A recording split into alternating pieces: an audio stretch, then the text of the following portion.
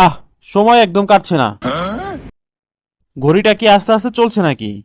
আমি রোজা রাখলেই এর ব্যাটারিটা শেষ হয়ে যায়। Oh no. আরে ধৈর্য ধর, মাত্র তো 1 ঘন্টা বাকি ইফতারের। 1 ঘন্টা? মনে হচ্ছে 1 যুগ ধরে বসে আছি। রোজার মূল শিক্ষাই হচ্ছে ধৈর্য ধরা, বুঝলি? ধৈর্য ধৈর্য করে আমার পেটের ব্যাটারিও শেষ হয়ে গেছে। এখন তো টেস্ট ওভারের লাস্ট ওভারের মতো লাগতেছে রে। Oh আরে no. বন্ধু, একটু সবুর কর। তুই জানিস না আজ ইফতারে স্পেশাল আইটেম থাকছে? Huh? কি কি থাকছে?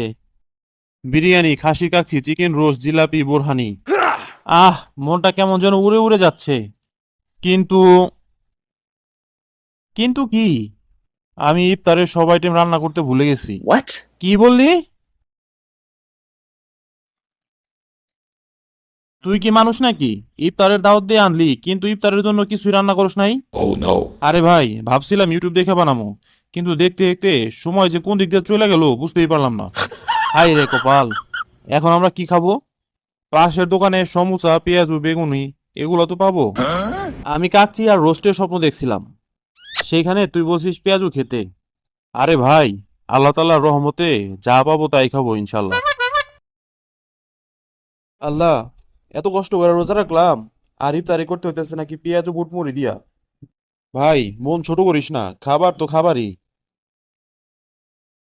الله أكبر